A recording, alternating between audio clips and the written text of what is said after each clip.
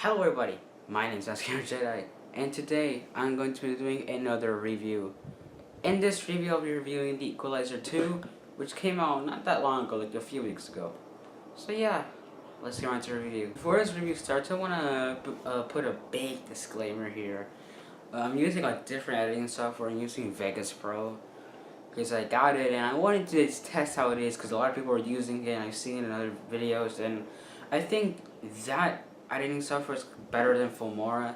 To be honest, more customizable. I've used it in my Enter the Gungeon video and I had a ton of fun using it. I've been editing that video for like 4 or 3 hours straight.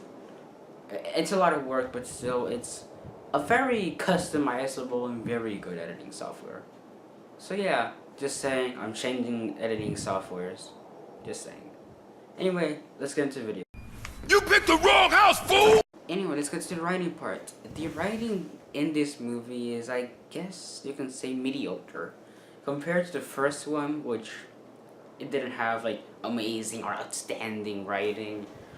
It's okay, the writing. It suffers sometimes in this movie.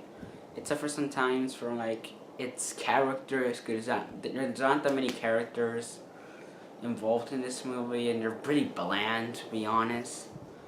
Because, I mean, the main character is like, you know, he helps people out because he wants to, you know, because he wants to be, he's a good person. Anyway, the story is pretty bland, so the story goes like this. Mac, the main character, tries to get revenge from his friend that apparently got murdered by someone, by some bad guy, that's for sure. And he has to find a bad guy, you know, revenge story goes, like, kill him. How they introduce the bad guy is pretty bland, to be honest. I mean, it's pretty obvious, like rubbing in your face is the bad guy right here. And it's just pretty dull when it comes to like, who's the bad guy, the mystery and all. You know, because halfway through the movie, you know who it is, and then they just cut to like a scene where he's gonna meet the bad guy and just starts fighting. And there were some points where I was like, is this like the final part, or like is this like the midway? Because if it was final part, it was very bland. Fighting scene in the final part, which I wasn't really, you know, I wasn't like a big fan of. It was very short. I expected more, because most of the Equalizer movies, you know, these types of combat things, I mean, it's very good and exciting to see the combat, but it just kind of went slow, and I just wish it had more scenes and more minutes included of the fighting. So yeah, anyway, let's get into the action part. The action in this movie, as I was saying, the writing part, there's not that much you can really critique about it. I mean, its action is very stylish, that's for sure. It's very gruesome, kind of gory, to be honest. But there's not that many scenes in this movie that are really fighting and all. I mean, it's very impressive that this director can, and Denzel Washington, you know, they just make these scenes, you know, fighting and all, which is very cool. But I expected more scenes in this movie than the last movie. The last movie had a lot of fighting scenes, but not that many compared to this one. Like, they're both kind of like balanced when it comes to fighting, and a bit more like writing scenes, I guess. Anyway, the action is, I guess, pretty solid. I just expected more. So yeah, let's just jump into the character. Characters part, it's very low when it comes to characters. You got the first one, you know, the main character, which is introduced in the first movie, you know, very lovable character, such a good person that helps people out.